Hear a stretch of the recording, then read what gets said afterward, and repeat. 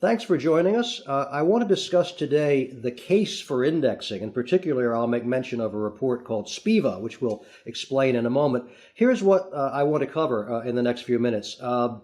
First of all, I want to talk about the question of what is happening. When I say what is happening, I mean in the active versus passive world. What is happening, and more importantly, why is it happening? We'll talk about why active management is so difficult, and we'll see evidence of that difficulty. I want to talk for a little bit about something we call style drift, which helps explain sometimes the links that you see in active versus passive performance. And finally, I want to talk about a possible equilibrium. And what I mean, and I say possible equilibrium, not definite equilibrium, what I mean by that is at some point, it's possible that the shift of assets from actively managed to passively managed will begin to trickle and come to an end. And I want to speculate for a bit about why that might be or what that might look like. So let's get started with the question of what is happening and why. And the what question is very easy to answer. What we're showing you here is a graph. It's drawn from a study that we call the Survey of Index Assets. We do it every year. And what we try to do in the survey is to measure the value of assets that are explicitly tracking all of our indices. And this is the tracker. These are trackers that track the S&P 500. At the end of 2021, our estimate is that about 7.1 trillion US dollars explicitly track the S&P 500. That doesn't include sub-indices. It doesn't include active managers who are benchmarked to the S&P 500. It's strictly explicit index trackers. That's what this is showing. And you can see, obviously, the growth of that value of assets is quite dramatic over time. That's the easy part. What is happening? Why it's happening is a longer story. And the story starts with studies that academics and others have done of the active versus passive decision going back quite a ways in time. The earliest of which I'm aware is 90 years old now, but we really began to see in the 1970s some observations of the ability or inability of active managers to outperform passive benchmarks. I've cited two articles here. I won't bother to read the quotations in full, but both of these are quite well-known articles by Charlie Ellis and the late Paul Samuelson, which pointed out something that became obvious by the decade of the 1970s, and that is that most active managers underperformed passive benchmarks most of the time. Now, our firm, as I alluded earlier, has contributed to that set of studies of active versus passive with a study that we call SPIVA. SPIVA stands for Standard & Poor's Index versus Active. The point of SPIVA is to compare the results of actively managed mutual funds. We've expanded it beyond that, but the classic version is mutual funds. Actively managed mutual funds to style-appropriate benchmarks. When I say style-appropriate, I mean large-cap U.S. funds against the S&P 500, mid-cap against the mid-cap 400, growth against growth, value against value, and so forth. Initially, SPIVA was issued 20 years ago in October of 2002, covering only 12 U.S. equity categories. It's now been expanded to cover 39 categories and a number of non-U.S. markets. So the franchise has been very important to us. And let me summarize some of the results that we see from looking at these data. What I'm showing you here are SPIVA results for as of June 30th, 2022. This is the most recent report as of the day we're recording. And the top row shows you the performance of large cap funds measured against the S&P 500. What percentage of large cap funds outperformed the S&P 500? In the 6 months ended June 30th, it was pretty good, about 51%. So almost a tie. Going back a year, 55%. Go back 5 years, go back 10 years, go back 20 years, the results are quite dismal. Over the last 20 years, only 95% of active large cap funds outperformed the S&P 500. Results for mid cap and small cap funds are about equally challenging. This is a very common result in SPIVA. What I'm showing you here is the time series going back to 2001. That's the first full year for which we have data of large cap funds against the S&P 500. And what you see there is there have only been 3 years out of now 21 and a half years, only 3 times has a majority of large cap funds outperformed the S&P 500. Most of the time, most active managers underperform. Now, it's certainly possible to argue that it may be the case that most managers underperform, but that doesn't mean that some managers can't outperform consistently. And that is absolutely correct. It doesn't mean that at all. That is a plausible hypothesis. It turns out not to be correct, but it's a plausible hypothesis. And what I'm showing you here are data from a companion of SPIVA that we call the persistence scorecard. The point of the persistence scorecard is to look back in time, find managers who have been successful and in the past, and then say how successful were they going forward. So what we've done here is to look at 10 years of data. It's 10 years ending December 2021. 10 years of data. Pardon me. 10 years of data. And we take the first 5 years of those data and say, let's identify all the managers who were in the top half of the distribution in the first 5 years, and then ask, how did they do in the second 5 years? The answer is not particularly well. If performance were completely random, then you would expect half of the managers who were above average in the first half also to be above average in the second half. And in the large cap category, it comes close to that, not exactly, but it comes close. Mid cap and small cap way behind. So the burden of the persistence scorecard is that when you find historical good performance, that does not reliably predict future good performance. What I've shown you so far is SPIVA just in the U.S. We do SPIVAs all around the world. Anywhere we can find a survivorship adjusted database of fund returns, we'll do a SPIVA report, and the results, although I'm not going to obviously read all of the numbers for you, the results are remarkably consistent across markets. And that gives rise, I suppose, to what I'd call now two observations and a resulting conjecture. The observations are these. First of all, most active managers underperform most of the time. And secondly, when you see success historically, it does not predict future success. So the past is not a reliable guide to the future. The conjecture, which I will try to justify in a moment, the conjecture is these observations are not coincidental. This doesn't happen by accident. It happens for very good reasons, and I'll identify what some of those are, all under the heading of why is active management so difficult? And I say this with sympathy. Active managers are smart people. They're well-trained, they work very hard, they have tremendous incentives, financial and otherwise, to do well. Why is it that so many of them don't? That question kind of cries out to me for a good answer, and I think there are three reasons that I'll call attention to. The professionalization of the investment management business, the cost of active management, and finally something that's not that well understood, the skewness of returns across equity markets. I'll explain that in a moment. What do I mean by professionalization? What I mean is that there is no natural source of outperformance. If there are a number of investors in a particular market, investor A can be above average only if investor B is below average. The only source of outperformance for the outperformers is the underperformance of the underperformers. The total outperformance of the winners, asset weighted, before costs, equals the total underperformance of the losers.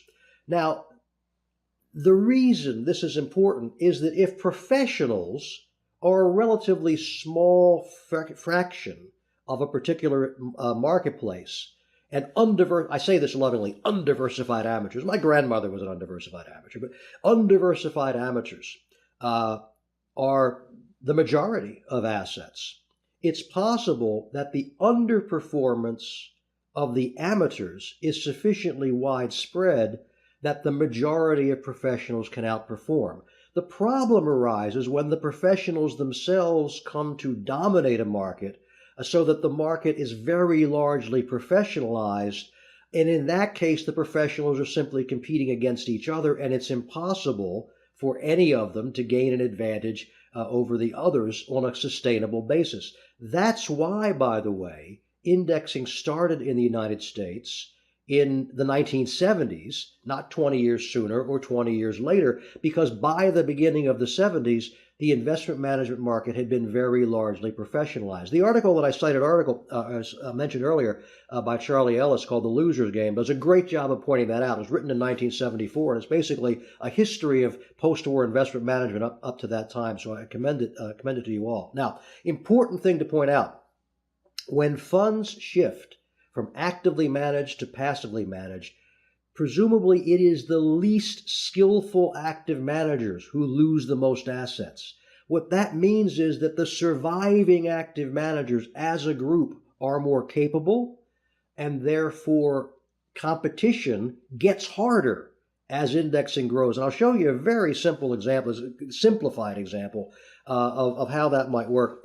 We're positing here a market with a total capitalization of $20 trillion. In column A, we're assuming it's all actively managed. So 20 trillion is actively managed, 10 trillion outperforms, 10 trillion underperforms. If the average underperformance of the underperformers is 5%, and that's an assumption, I made that up. If the average underperformance is 5%, then the total underperformance of all the underperforming managers is $500 billion. And that means the outperforming managers will fight among themselves for a share of that $500 billion of outperformance, or sometimes called $500 billion of alpha. Now, in column B, we make two changes. In the first place, we provide for a passive alternative. So in column B, we're assuming only 90% of the market is actively managed. That means $18 trillion. So we're assuming now $9 trillion above average, $9 trillion below average. What's the supply of alpha? What's the supply of outperformance? Now, remember what we said earlier. It is the least capable active managers who are competed away when indexing alternatives become available. That means that the average level of underperformance of the surviving underperformers is likely to be not as bad. So instead of assuming that it's 5% underperformance, we've assumed here it's 4%. 4% times 9 trillion is $360 billion, which means that a hypothetical reduction of 10% in assets under management leads to a hypothetical 28% reduction in outperformance. It gets harder for active managers to outperform, and the managers in scenario B are going to be complaining how much harder it is to outperform than it used to be. They're absolutely right. They're absolutely right. It is harder because the competition has gotten tougher. That's the first thing, professionalization of asset management. The second is really quite easy to explain, and it's simply the matter of cost. Index funds own a pro rata slice of the entire stock market, which means the aggregate of all index funds, the aggregate index portfolio is identical to the aggregate active portfolio. But index funds cost less to run. On the graph on the right-hand side, we have data from the Investment Company Institute in 2021. The average index funds expense ratio was 6 basis points. The average active fund in the U.S. equity fund was 68 basis points, which means that the average equity fund starts 62 basis points in the hole. Simple as that. Cost is an advantage for index managers. I've given you a quotation here from an article by Bill Sharp called "The Arithmetic of Active Management," which just makes the point I'm making, that after costs, the results of passive management are guaranteed to be better than the results of active management. Sharp goes into this in some detail. If you have not read this article, highly recommended. 4 or 5 pages, no math. The man won a Nobel Prize, not for this article, but you can just see the brilliance going on here. And it is the best article on investment management that I think I've ever read. So professionalization of active management, cost. And the third thing is what I like to call skewness. This is not so well understood, and it's quite important. So I want to take a few minutes to digress about it. Stock returns are not, the normal distribution, like a bell curve, symmetric, right? We all know what that looks like. Stock returns don't look like that. Stock returns are not normally distributed. And you might suspect that's the case because a stock can only go down 100%. Conceivably, it can appreciate 100, 200, 300, 400%. It can go up much more than that. So there's a natural, the statisticians call it a positive skewness or a right skewness, a natural distribution of natural skewness kind of built in to these kinds of distributions. Now, one simple way to assess whether a distribution is positively skewed or not is to look at the average return versus the median return. If the average is bigger than the median is just the one in the middle, right? The average is bigger than the median. That means some large values are pulling the average up. Average returns are typically bigger than median returns in stock distributions. I have good data for the S&P 500 back 31 years. In 27 of the 31 years, the average return for the S&P 500 was bigger than the median. If I look at other markets, very much the same. This is not a big cap U.S. phenomenon. It applies to mid caps, small caps, other markets as well. Now here's a picture of skewness, and this is the last calendar year for which we have data, 2021. The S&P 500 in 2021 was up call it 29%. The median stock in the S&P 500 was up 25%. Only 45% of stocks beat the index. Now, obviously, if only 45% of the stocks are outperforming the index in a given year, that makes it harder to be a successful stock picker than if 50% or 55% are outperforming the index. If you take skewness in a given year, kind of looks like this most of the time. If you compound the results over time, they get to be quite dramatic. And here we're looking at the 20 years ended in December 2021 for the S&P 500. The median stock in the S&P 500, in the period it was in the S&P 500, was up 89%. The index itself was up 517%. Only 18% of the stocks in the index beat the index over this period of time. So his skewness, especially over long periods of time, tells you that active management is harder than you might otherwise think. Before I looked at skewness data, in fact, I would have said as long as a manager, an active manager, can pick stocks that are above median, he's likely to be successful. Above median isn't good enough. Most stocks are below median, and the average stock is well above median.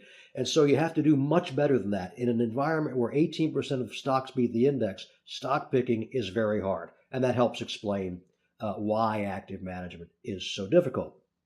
So professionalization, cost, skewness. I want to make a comment now about something that we call style drift, because when you look at active versus passive data, this sometimes confuses the issue, and I want to try to throw a little bit of light on it if I can.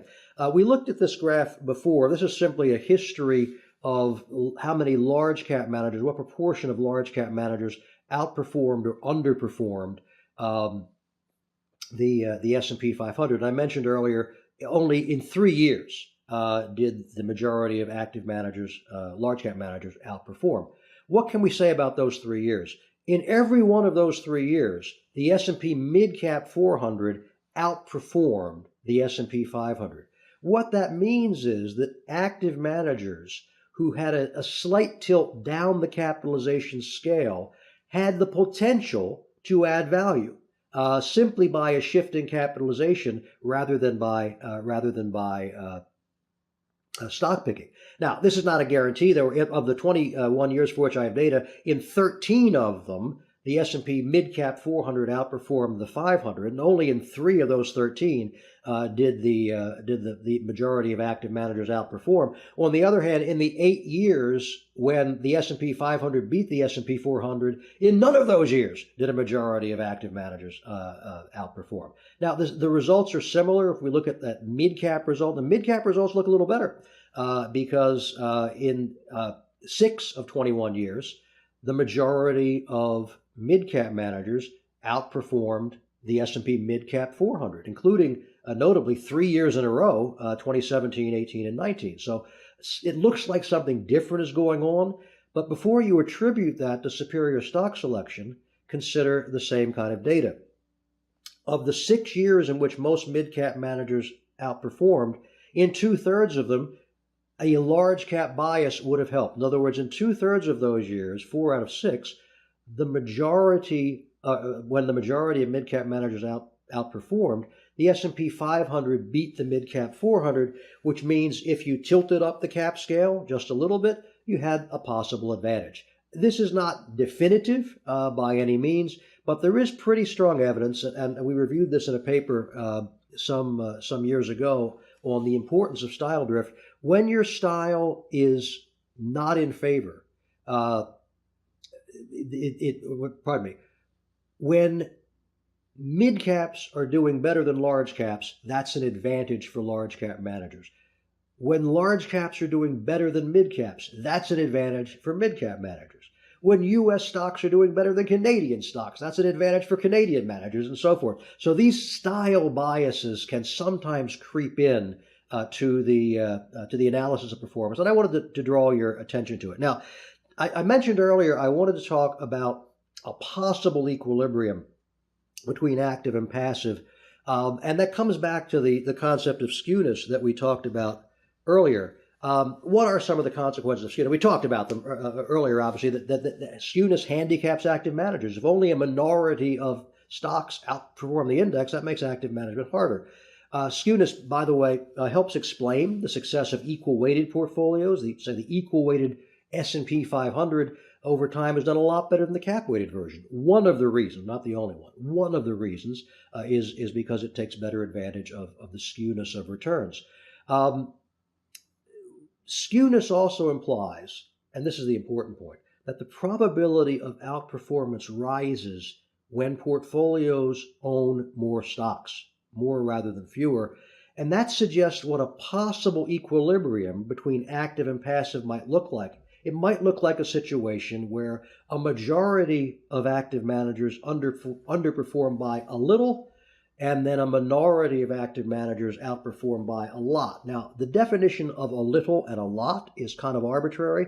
My definition of a little is not so much that you get summarily fired. And I'll show you an example of how that might work. Again, very stylized, but I think makes some good points. Here is a clearly skewed market. A hypothetical market has 5 stocks. They're all equally big. There's no capitalization effect. 4 of the stocks go up 10% in the year in question. One of them goes up 50%. So the average return is 18. The median is 10. This is clearly a skewed market. Now, what we're going to do is to form portfolios out of these 5 stocks. And we can form, since there are 5 stocks, we can have 1 stock portfolio, 2 stock, 3 stock, 4 stock, or a 5 stock portfolio. The 5 stock portfolio is obviously an index fund, but let's see what the results are when we form those various portfolios. Well, because there are 5 stocks, there are 5 possible 1 stock portfolios. The median return of each of them is 10%, of those 5 is 10%. The average return is 18%. One of them, stock E, one of them outperforms the market as a whole. Similarly, there are 5 possible 5-stock portfolios. The median return now is 20%. All but one of them outperform the S&P 500, or outperform the cap-weighted average return. Notice that the expected return of all of these portfolios is 18%. Regardless of portfolio size, if the market gave you 18%, it doesn't matter how you slice it up. 18 is what you get.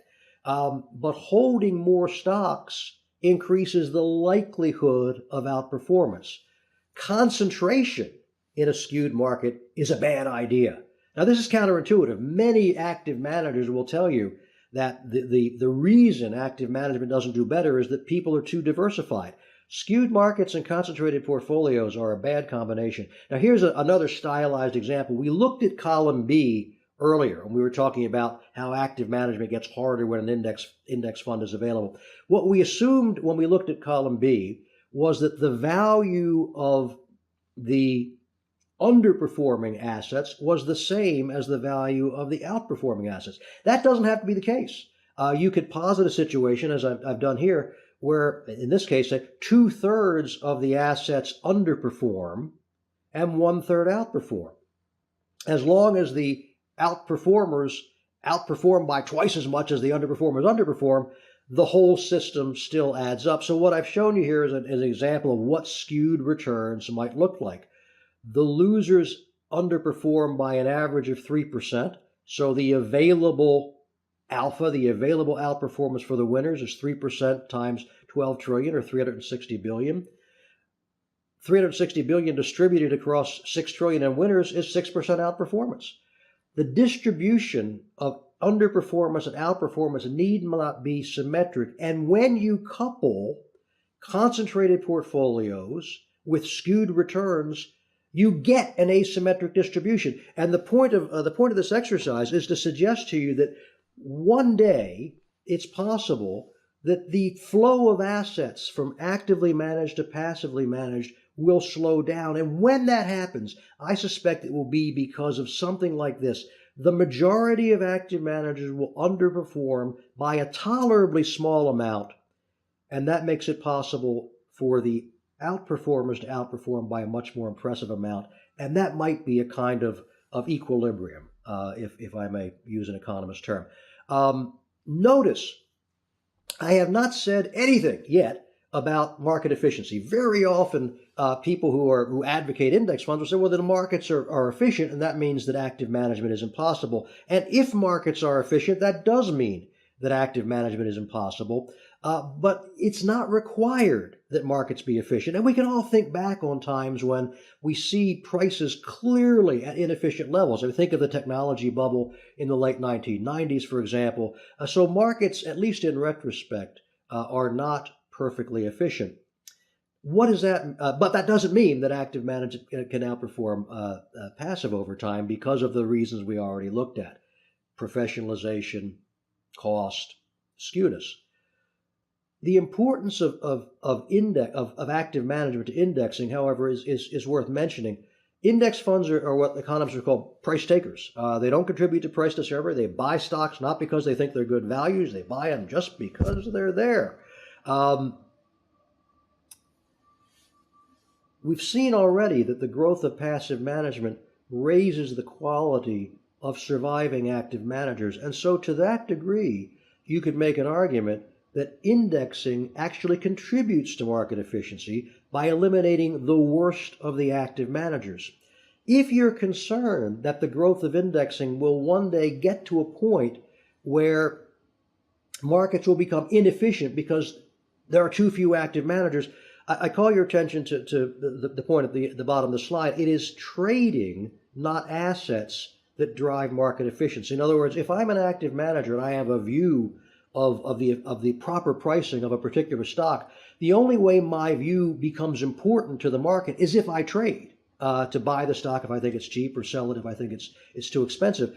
And most trading, even in an environment that's very largely indexed, continues to be done by active managers. Here's a stylized graph of what that might look like. What we're showing you here on the horizontal axis is the share of assets that are assumed to be passively managed. On the vertical axis, the share of trading that is done by passive managers. And we've assumed, for purposes of this graph, that the turnover, the amount of trading done by active managers, is 50% per year, which I think is conservative for most active managers. And we're assuming that the turnover of passive managers is 10% per year, which is extremely conservative. Most years it's far less than that. So we've assumed a 5-to-1 ratio. You can change the ratio, you get similar results. But what this means is that if, for example, 20 to 30% of all assets are passively managed, which is not a bad guess for the U.S. now, that would imply that something on the order of 5 to 10% of all trading is done by passive managers. If the share of passive managers' index funds assets goes to 50% on this model, something just under 20% of all trading will be done by passive managers. On this model, you have to get the index share of assets up to about 80% before as much as half of the trading is done by passive managers. So for those of you who are concerned that the growth of indexing might one day impair market efficiency, we've got a very long runway ahead of us. Let me conclude with just a few summary thoughts. Active managers have faced and continue to face a severe and continuing challenge from index funds. The index advantage does not depend on an assumption about market efficiency. It comes from several robust sources: professionalization, cost, skewness. Those sources are likely to persist, and because of that, the advantage of index investing is likely to persist as well. The long-term equilibrium between active and passive probably is too strong. Might conceivably arise from a combination of concentrated managers and skewed returns leading to a situation where most active managers underperform by a little and some active managers outperform by a lot. Thanks for being with us. We're going to turn shortly to some thoughts about style management.